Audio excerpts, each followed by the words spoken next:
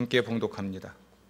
곧 하나님께서 그리스도 안에 계시사 세상을 자기와 화목하게 하시며 그들의 죄를 그들에게 돌리지 아니하시고 화목하게 하는 말씀을 우리에게 부탁하셨느니라. 그러므로 우리가 그리스도를 대신하여 사신이 되어 하나님이 우리를 통하여 우리를 권면하시는 것 같이 그리스도를 대신하여 간청하노니 너희는 하나님과 화목하라. 아멘. 하나님의 뜻을 알고 받들어서 하나님을 경험하는 삶의 7가지 실제 중에서 첫 번째는 하나님은 항상 우리 주위에서 일하신다라는 것이었습니다. 두 번째는 하나님은 우리와의 사랑의 관계를 추구하신다라는 것이었고, 그 세 번째이고 오늘의 이야기는 하나님께서 우리가 하나님의 일에 참여하도록 우리를 초청하신다에 관한 말씀입니다. 아멘. 아멘. 하나님은 당신의 백성을 통해서 또 당신의 백성과 함께 세상에 관여하십니다. 하나님의 백성은 하나님께 임무를 받고 하나님의 뜻에 따라 자기 인생을 조정하고 전적으로 순종해서 하나님의 일을 성취하죠. 그리고 그에 따르는 축복과 보상을 받습니다. 아멘. 우리는 이중 정체성을 가진 사람들이에요. 예수님은 내게로 오라 라고 또 말씀을 하셨고, 또한 나를 위해 가라 라고 말씀하셨어요. 그래서 우리는 예수께로 모이고 또 예수를 위해서 흩어지죠. 예수님은 우리를 쉬게 하시고 또한 일하게 하십니다. 우리는 예수님을 통해서 죄와 죄의 세력, 병과 죽음, 사탄과 귀신에게서 구원을 받아 쉼을 누리고, 우리는 예수님의 이름으로 세상을 구원하여 평화롭게 하죠. 이게 우리 그리스도인들의 이중 정체성이에요. 예수님은 우리를 세상에서 불러내시고 또 세상으로 보내십니다. 그래서 우리는 세상과 구별되고 또 세상을 구원하죠. 예수님은 우리를 구원하여 하늘로 데려가시지 않고 땅에 발을 붙이고 살게 하십니다. 그래서 우리는 세상에 있으나 세상에 속하지 않고 따라서 세상의 미움을 받죠. 본향인 하늘을 향해 가는 나그네로 세상을 살고, 그러나 자기를 부인하고 자기 십자가를 지고 날마다 예수님을 따릅니다. 이런 우리 그리스도인의 이중 정체성을 이렇게 다시 말할 수 있을 것 같습니다. 하나님이 내게로 오라라고 말씀하실 때는 또한 나를 위해 가라라고 명령하시는 거예요. 우리는 하나님께로 와서 하나님을 예배하고 하나님의 구원과 축복을 받을 뿐 아니라 하나님을 위해 가고 우리의 안위와 안녕을 포기해야 합니다. 이게 우리 신자들의 이중 정체성이죠.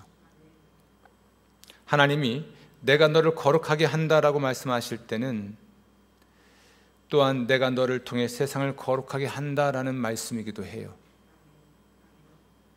우리는 세상에 있으나 세상과 구별된 삶을 살아야 하고, 그리고 본향을 향해 가는 나그네로 세상을 살아야 합니다. 그러나 또한 동시에 세상을 뒤집어 엎을 혁명가가 되어야 하죠.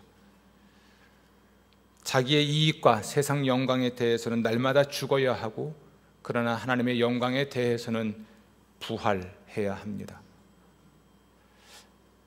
아멘. 하나님이 내가 너희를 쉬게 하겠다라고 말씀하실 때는 단지 우리에게 쉼을 주시는 것을 넘어서서 내가 너를 통해 일하겠다라는 말씀이에요. 우리는 죄와 죄의 세력, 병과 죽음, 사탄과 귀신에게서 구원을 받아 쉼을 누리지만 또한 세상의 미움과 사탄의 유혹과 공격으로 만신창이가 됩니다. 가끔 이런 얘기를 듣습니다. 목사인데 왜 우울증이 생기고, 목사인데 왜 암에 걸려, 목사인데 왜 자식들이 말을 안 들어, 이런 말을 듣곤 하죠. 여러 가지 이유가 있을 수 있습니다만 목사니까 우울하고요, 목사니까 암에 걸리고, 목사니까 자녀들이 말을 안 듣습니다.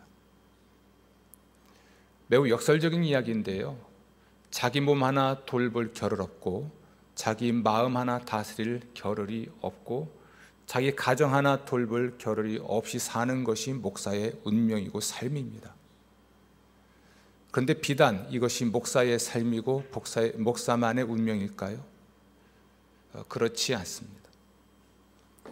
오늘 우리는 나의 일에 동참하라라는 하나님의 말씀을 듣게 될 것입니다. 하나님이 나를 위해서 일해 주시기를 늘 바라죠. 또 사실 하나님은 나를 위해서 늘 일하십니다. 그러나 우리는 또한 하나님을 위해서 일하라라는 명령과 말씀을 들어야 됩니다. 하나님을 위해서 일하지 않고 살아가는 사람은 그가 진짜 그리스도인지를 의심해 봐야 돼요. 나는 하나님을 위해서 살고 있는가? 그리스도를 위해서 헌신하고 있는가? 또는 헌금하고 있는가? 희생하고 있는가? 이 질문에 대해서 글쎄요 하는 분은 진짜 그리스도인지를 생각해 봐야 돼요. 명목상 그리스도인, 이름만 그리스도인이고 명분만 그리스도인이지 진짜 그리스도인지를 생각해 봐야 됩니다. 너무나 많은 사람들이 어쩌면 교회의 과우고 목사들의 과우였겠지만 하나님이 나를 위해서 일해 주시기만을 원하는 신앙생활을 합니다.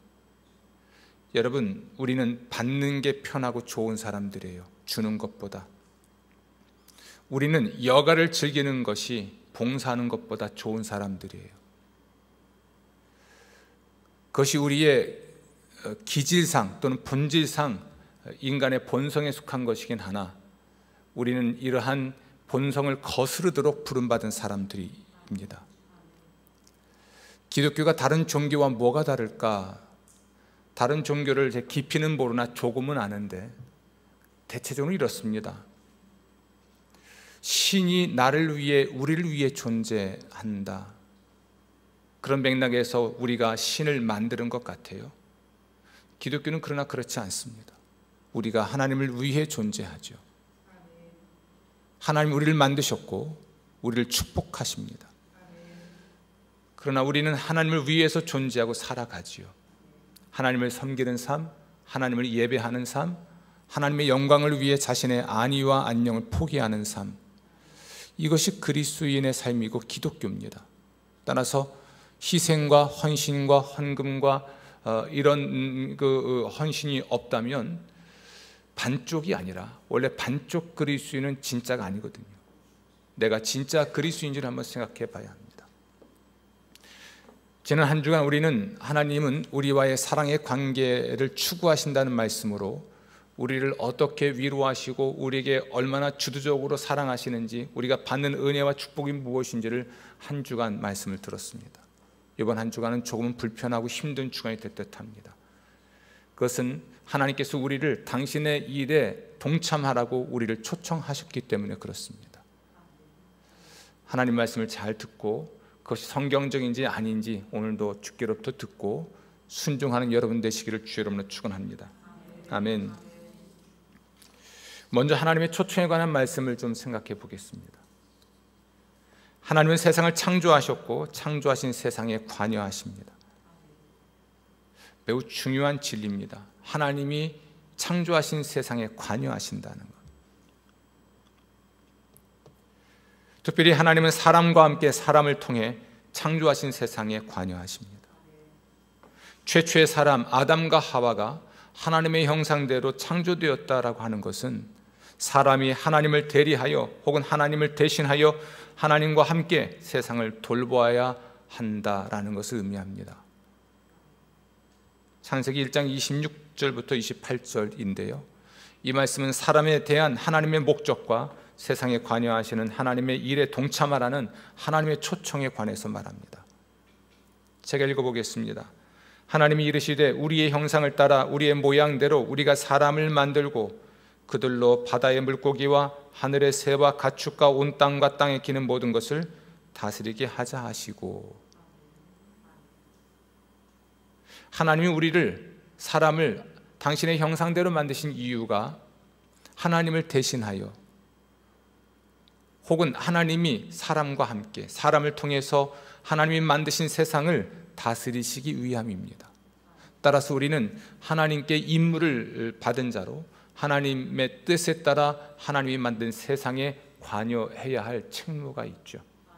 이걸 학자들은 보통 문화명령이라고 이야기를 합니다. 하나님은 당신이 계획하신 대로 자기 형상, 곧 하나님의 형상대로 사람을 창조하시되 남자와 여자를 창조하시고 하나님이 그들에게 복을 주시며 하나님이 그들에게 이르시되 생육하고 번성하여 땅에 충만하라, 땅을 정복하라, 바다의 물고기와 하늘의 새와 땅에 움직이는 모든 생물을 다스리라 하시니라. 아멘. 하나님을 대신하여 혹은 하나님의 이름으로 세상을 다스리는 권세와 책임이 최초의 사람 아담과 하와에게 있었고 인류에게 지금도 있습니다. 그러면 우리는 하나님은 우리를 위하여 이미 일하셨고 일하고 계시고 일하시는 까닭에 우리 또한 하나님을 위하여, 하나님을 대신하여 하나님의 뜻에 따라 일을 해야죠. 우린 백수가 아니에요. 하나님을 위하여 아무것도 안 해도 되는 영적 백수가 아닙니다. 그런데 우리는 그렇게 살고 있지 않습니까? 하나님은 역사를 주관하십니다. 성서의 역사나 인간의 역사를 살펴보면서 하나님께서 사람과 함께 사람을 통해 이 세상에 관여하시는 것을 알 수 있는데요, 그 첫 번째 이야기 중에 하나 소개하고 싶은 것은 노아 이야기입니다. 하나님은 이 세상에 사람을 살게 하신 것을 후회하셨습니다. 왜냐하면 사람들이 죄만 짓기 때문에. 따라서 세상을 심판하시고 구원하셔야만 했을 때, 그러니까 심판하시고 그 세상을 새로 시작하셔야만 했을 때 노아에게 당신의 계획을 말씀하셨습니다. 하나님은 물론 세상을 심판하실 것이고 노아와 그의 가족을 통해 그들과 함께 그들을 통해 심판 이후의 세상에 관여하실 것입니다. 노아는 하나님의 계획을 세상에 알렸습니다. 그리고 하나님의 지시를 따라, 하나님의 뜻을 따라 120여 년 동안 방주를 만들어 심판 후에 세상에 살게 될 혈육이 있는 생물 한 쌍씩의 생명을 보존했습니다. 마침내 하나님은 세상을 물로 심판하셨고 노아의 가족은 구원하셨습니다. 그리고 심판 후에 세상을 노아와 그의 가족들에게 맡겼고 노아와 그의 가족은 하나님을 대신하여 심판 후에 세상을 다스려야만 했죠. 아멘. 세상을 구원할 한 나라를 만드셔야만 했을 때 하나님은 아브라함에게 당신의 계획을 알리셨습니다. 하나님은 아브라함으로 큰 민족을 이루실 것이고 땅의 모든 민족은 아브라함으로 인해 복을 얻을 것입니다. 아브라함은 하나님의 명령에 따라 고향을 떠났고 하나님이 지시하신 땅에 정착했습니다. 아브라함의 후손들은 야곱의 때에 이집트로 내려가 살았고 그곳에서 큰 민족을 이룹니다. 아브라함에게 약속하신 하나님의 때가 되었을 때 하나님은 아브라함의 후손들을 이집트에서 구출하셨고 약속의 땅으로 인도하셨고 바로 그곳에서 하나님을 위한 나라가 되게 하셨습니다. 아멘, 아멘. 세상을 구원할 새로운 나라, 이스라엘이라는 나라 말고 새로운 나라를 세우셔야만 했을 때 하나님은 당신의 유일한 아들 나사렛 예수 그리스도를 통해서 교회를 세우셨습니다. 하나님은 예수님께 12의 사도를 주셨고 예수님은 그들에게 하나님 아버지의 이름을 나타내셨습니다. 하나님이 누구이신지, 그분이 무엇을 하는 분인지, 그분의 계획이 무엇인지를 사도들에게 계시하셨죠. 그리고 하나님의 계획과 목적도 사도들에게 계시하셨고 예수님의 사명도 또한 계시하셨습니다. 12명의 사도는 예수께서 하나님께로부터 나오신 분인 것을 알았고 또한 예수님이야말로 하나님이 보내신 구원자이신 것을 믿었습니다. 이렇게 예수를 주와 그리스도로 믿는 사람들, 그들은 교회의 초석이 됐고 그들을 통해서 하나님은 자신의 교회를 세워 가셨습니다. 교회는 하나님의 새로운 백성, 새로운 나라로서 하나님을 대신하여 세상을 구원하는 일에 관여해야 합니다. 아멘. 베드로전서 2장 9절입니다. 너희는 택하신 족속이요 왕같은 제사장들이요 거룩한 나라요 그의 소유가 된 백성이니 이는 너희를 어두운 데서 불러내어 기이한 빛에 들어가게 하신 이의 아름다운 덕을 선포하게 하려 하심이라. 아멘. 교회는 역사 속에서 예수의 죽음 그리고 부활, 예수님의 재림을 전파해서 세상 모든 사람을 예수의 제자로 삼는 일을 중단해 본 일이 없어요. 요즘은 신천지가 전도를 더 열심히 하죠. 기독교인들은 전도의 전자도 꺼내지 않습니다. 뭔가 거꾸로 됐죠. 예수를 주와 그리스도 믿는 사람들에게 세례를 베풀었고 예수의 말씀을 가르쳐 지키게 했습니다. 이게 역사 속에서 교회가 해온 일인데 과연 우리는 복음을 전하고 있는가? 과연 우리는 하나님의 말씀을 배우고 있는가? 우리는 과연 예수를 위해서 살아가고 있는가? 만약 그렇지 않다면 우리는 어쩌면 역사적 교회하고의 관계가 단절된 것 같아요. 역사 속의 교회, 역사적 교회들은 쉬지 않고 어떤 모든 어려움에도 불구하고 예수의 십자가 복음을 끊임없이 전했고 십자가의 복음을 전하다가 순교까지 했습니다. 예수의 말씀을 지킬 수 있도록 배우는데 헌신했고 예수의 제자가 되기 위해 끊임없이 자신을 연단했습니다. 교회에서 배웠고 교회를 통해 배웠고 교회와 함께 세상의 하나님 말씀을 드러내는 사람들이 되었죠. 여러분은 언제 배움이 중단되었습니까? 배우고 훈련하는데 하는 일이 언제 중단됐죠? 여러분의 전도는 언제 중단됐습니까? 예수님이 세상을 떠나시면서 맡기셨던 마지막 명령, 이것을 우린 지상명령이라고 합니다. 지상명령, 최상위의 명령이라고 말을 하는 거예요. 하늘과 땅의 모든 권세를 내게 주셨으니 그러므로 너희는 가서 모든 민족을 제자로 삼아 아버지와 아들과 성령의 이름으로 세례를 베풀고 내가 너희에게 분부한 모든 것을 가르쳐 지키게 하라. 볼지어다 내가 세상 끝날까지 너희와 항상 함께 있으리라 하시니라. 아멘. 여러분, 우리는 하나님의 부르심을 받아 하나님과 함께 하나님의 뜻에 따라 하나님을 위해 일해야 하는 사람들의 일. 하나님은 우리와의 사랑의 관계를 추구하십니다. 그리고 하나님은 우리를 당신에게로 부르셔서 우리가 하나님 안에서 정말 쉼을 누릴 수 있게 하세요. 그런데 우리는 거기에서 멈췄다는 이야기예요. 하나님이 우리를 부르실 때에는, 당신에게로 부르실 때에는 당신을 위해서 일하라고 하는 것을 또한 포함하는 부르심이에요. 하나님의 부르심을 하나님께로 가서 하나님이 주시는 은혜와 복을 받아 누리는 것으로 끝나는 게 아니라 하나님을 위해서 세상에 가서 사람들을 살리는 일을 하라는 부르심을 포함하고 있는 겁니다.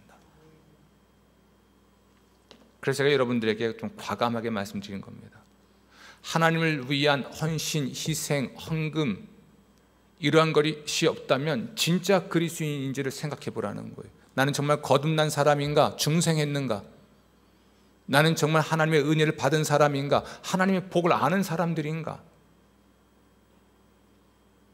아닐 수 있습니다. 중생하지 못했을 수 있습니다. 중생한 듯 착각하고 있는지도 몰라요. 명목상 그리스도인들, 예배당은 매 주일마다 찾아올 수 있고 예배당에 앉아 예배 드릴 수 있으나 정말 구원받은 사람인가? 아닐 수 있습니다.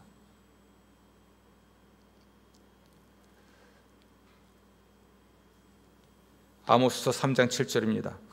주 여호와께서는 자기의 비밀을 그종 선지자들에게 보이지 아니하시고는 결코 행하심이 없으시리라.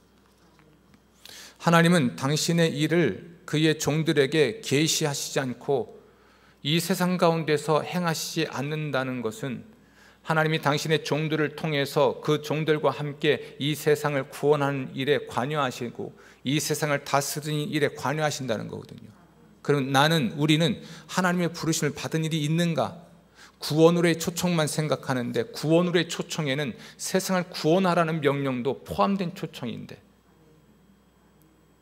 몰랐다면 반쪽 진리만 아는 그리스도인일 것이고요. 알았다면 진짜 그리스도인이 아닐 수도 있습니다.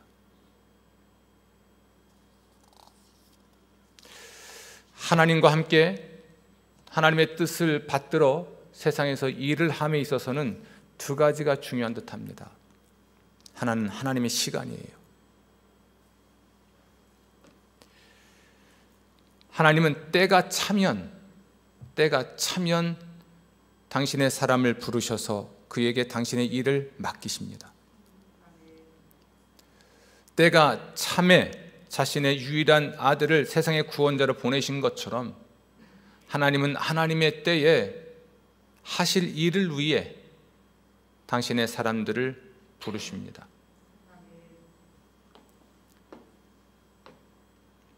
이렇게 말할 수 있겠죠. 하나님이 준비되셨을 때, 하나님이 뭐가 필요하시겠습니까? 하나님의 준비가 뭐가 필요하죠?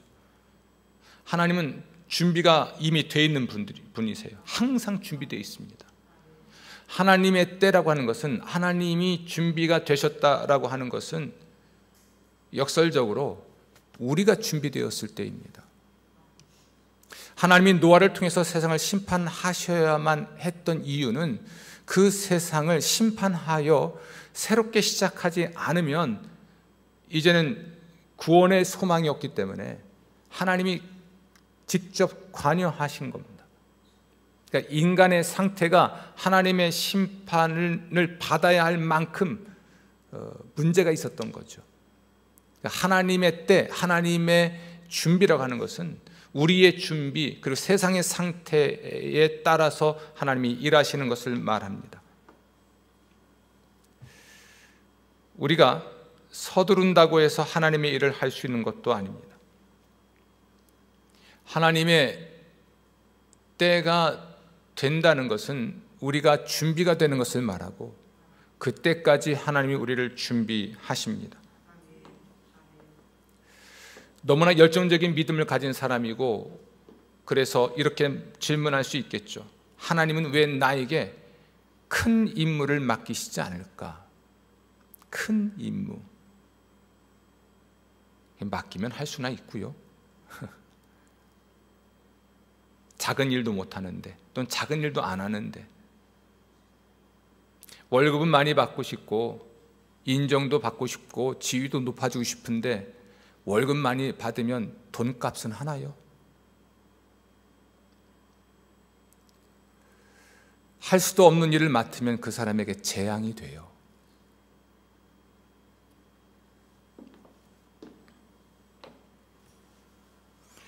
하나님은 왜 내게 큰 임무를 맡기시지 않을까라는 질문을 하는 분은 그래도 감사합니다. 큰일 하고 싶은 거잖아요. 하나님이 말씀하실 겁니다. 아니야. 아직은 아니야. 아직은 네가 나를 의지하는 법을 몰라. 큰 일일수록 작은 일도 마찬가지지만 네가 나를 의지하는 법을 알아야 돼. 내가 맡기는 일은 처음부터 너의 크기의 일이 아니라 나의 크기의 일이야. 적어도 그 일을 할 수 있을 만큼 준비가 되어야지. 그렇게 말씀하시는 것 같아요. 저는 한때 왜 하나님은 나에게 10만 명 모이는 교회 목사가 되지 않게 하셨을까? 신학대학원 다닐 때는 한 번 외치면 1000명만 명 회개할 줄 알았거든요. 그런데 나이 60대에서는요, 아무리 목소리 크게 1년 365일 52주를 외쳐도 한 명도 회개하지 않아요.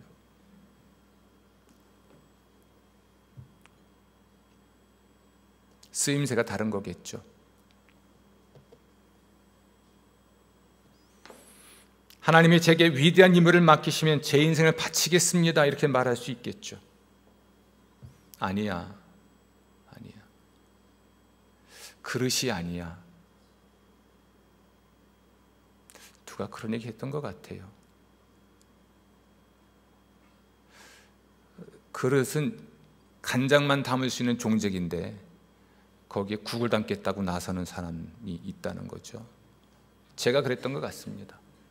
저는 간장도 겨우 담는 종제기도 안 되는 사람인데 그저 국그릇 되겠다고 국그릇인 양 날뛰는 인생을 살아온 것 같아요.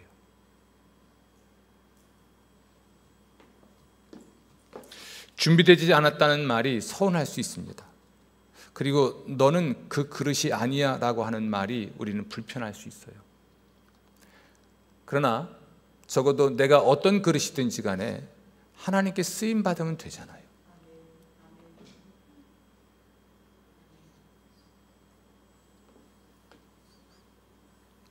우리 자신을 깨끗하게 하고 주인에게 쓰임 받는 것이 영광스러운 거죠.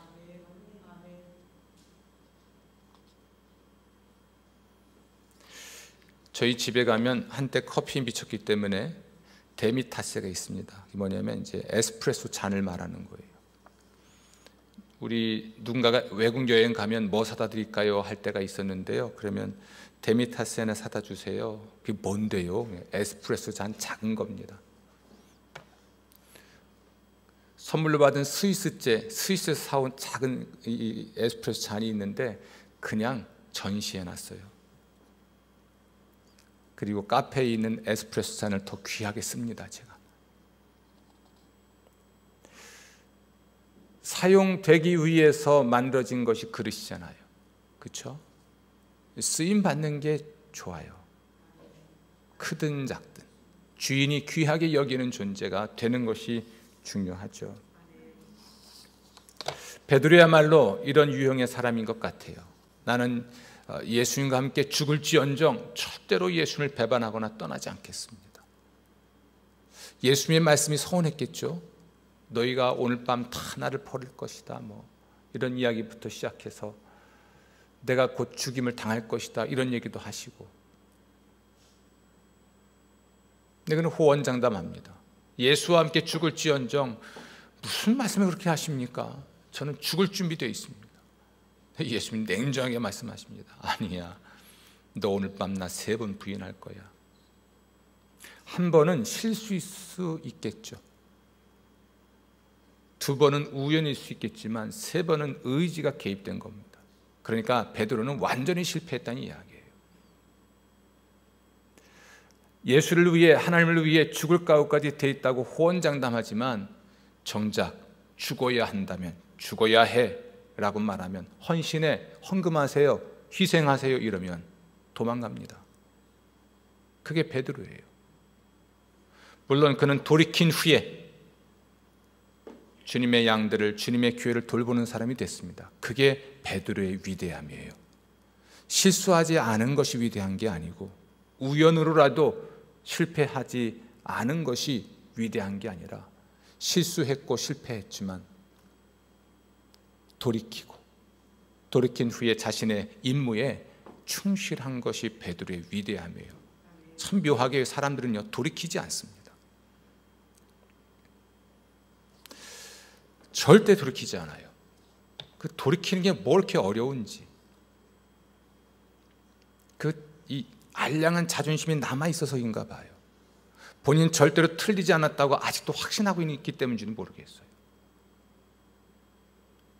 베드로의 위대함은 돌이킨 후에 형제들을 굳게 한 데 있습니다. 가룟 유다의 어리석음은 돌이킬 줄 모르는 데 있어요. 그냥 자폭해버렸잖아요. 그렇죠? 에이 하고 그냥 자살해버립니다.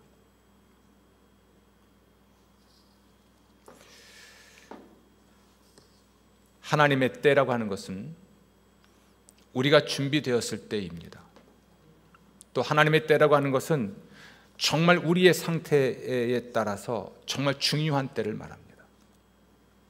그때 하나님이 우리를 부르시고 우리를 통해서 우리와 함께 일하실 때 우리는 아멘 하고 순종하면 됩니다. 매우 중요한 어떤 시점이 있어요.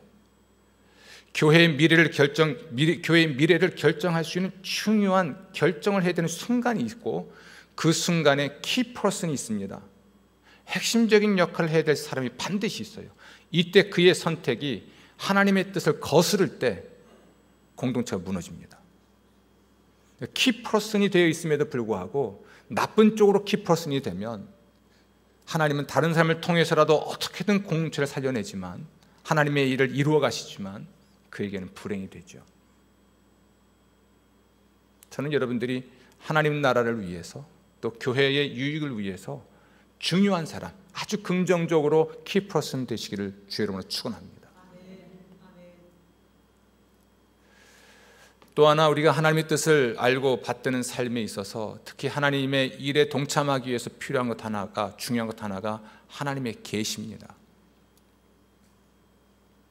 하나님의 때가 되었고 하나님이 우리를 초청하셨지만 하나님의 초청을 모르게 되는 것이 우리의 현실이거든요.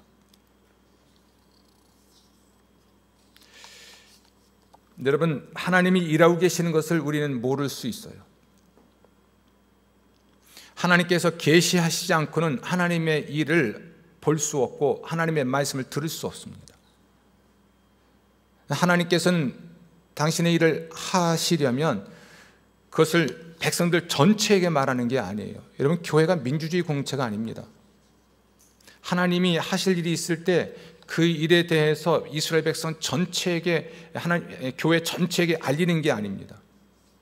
먼저 당신의 종에게 계시하시고 그 종을 통해서 사람들에게 말씀하세요. 하나님의 묵시를 먼저 보는 사람이 있다는 이야기예요. 하나님의 묵시. 그게 목회자고 그게 교회 지도자입니다.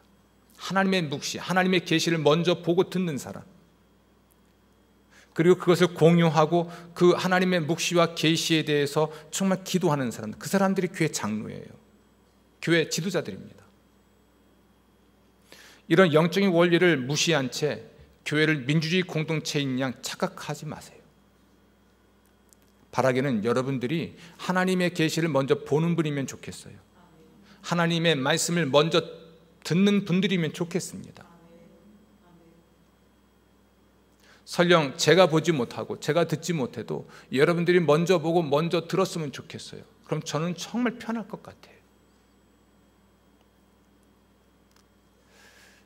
잠을 자지 못하며 먹지 못하면서 하나님께 여쭙고 말씀과 기도로 씨름하다가 하나님께 받은 계시와 묵시의 말씀들, 여러분의 안전과 안녕과 축복을 위해서, 우리 교회의 사명을 위해서 듣고 보고 받은 이 모든 말씀들로 금식하며 기도하고 씨름하다가 말을 하면 아멘 하고 따를 수 있어야 됩니다.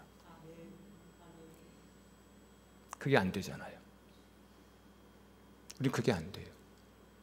하나님이 계시하셔야만 알게 돼요. 예수님도 이렇게 말씀하십니다. 아버지는 아들에게 자신이 하는 일을 보이시고, 아버지는 아들에게 자신의 말씀을 주시고, 아들은 아버지가 하신 일을 보고 자신의 일을 하고, 아들은 아버지께 받은 말씀을 가지고 다른 사람에게 가르치고. 아멘. 우리 교회와 그리스도인들은 예수께로부터 받은 말씀을 가지고 세상에 전하고 예수께서 맡기신 일을 가지고 세상에서 일하는 사람들이잖아요. 매우 중요한 건 하나님의 계시입니다. 이것은 우리가 연구한다고 해서 발견할 수 있는 게 아니에요. 하나님이 보여주셔야 볼 수 있는 겁니다.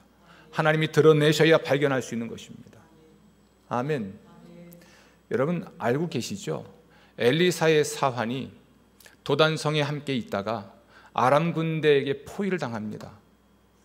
그래서 전전긍긍합니다. 불안해하고 두려워하죠. 그러나 엘리사는 그렇지 않아요. 그리고 기도합니다. 하나님, 제발 저놈 눈 좀 열어주셔서 하나님의 군대가 우리와 함께하고 있는 것을 보게 하소서 기도합니다. 엘리사의 사환이 하나님의 군대가 엘리사와 함께하고 있다는 것을 몰랐던 것은 성경 기록합니다. 그의 눈이 어두워서 보지 못한 겁니다. 그러나 엘리사는 보았어요.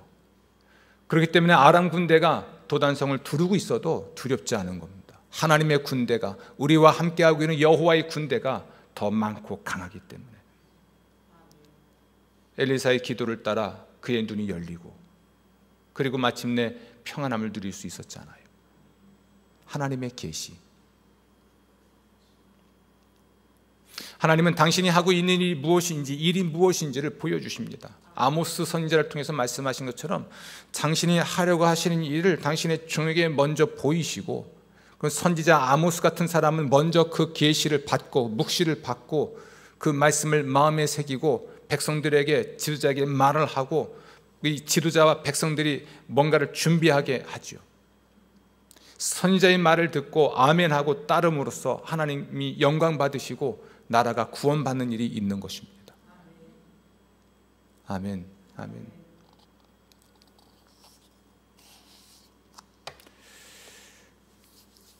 그러므로 우리가 하나님의 계시를 받는 시간을 가져야 돼요. 하나님의 묵시를 받는 시간을 가져야 합니다. 하나님을 위해서 나서기 전에 하나님께서 하시는 일을 보기 위해서, 나를 위해서 하신 일이 아니라 교회를 위해서, 이 사회와 이 국가를 위해서 하나님이 좀 더 하고 계신 일이 뭔지를 보는 시간을 가져야 합니다. 그래야 내가 할 일이 보이는 거예요. 하나님이 내게 어떤 소명, 그러니까 뭔가 임무를 맡기시는 것을 우린 듣고 받아야 됩니다. 그걸 위해서 하나님 앞에 엎드려야 돼요. 하나님과의 교제에 힘써야 합니다.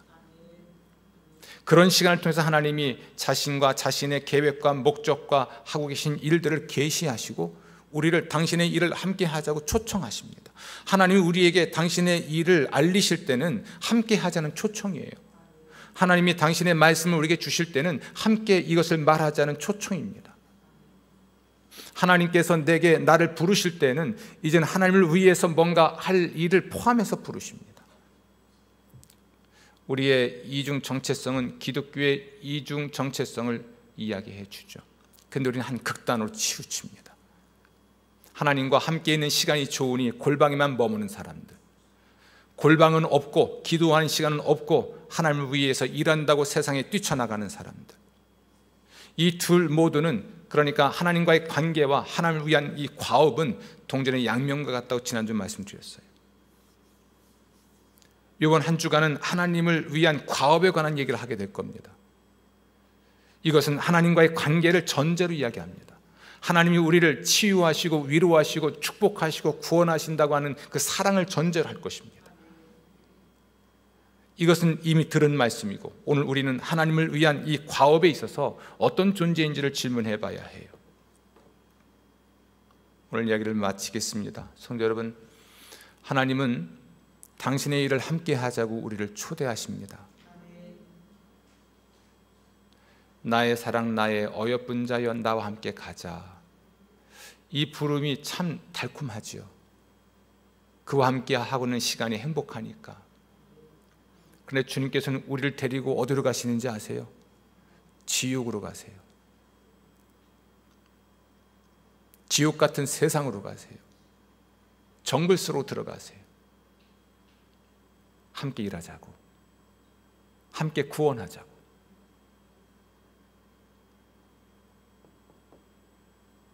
이 부르심에 응답해서 여러분 살아가십시오. 그러면요, 놀라운 건 여러분이 살아있는 걸 느껴요. 아, 내가 살아있는 사람이구나. 내가 살아있는 사람이구나. 내가 살아있는 그리스도인이구나. 하나님께 복을 받아도 조금은 덜 부끄러워요. 물론 내가 복 받을 만큼 일한 건 아니지만 그래도 뭔가 좀 했으니까 그 부끄러움보다는 감사함이 크죠. 그리고 하나님께서는 보상하세요. 보상하십니다. 저도 평범한 한 사람의 그리스도인이잖아요. 보상하세요.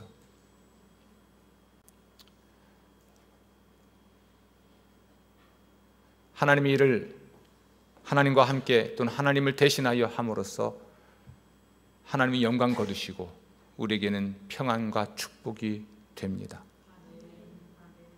그 복이, 그 평안이 가득하기를 주의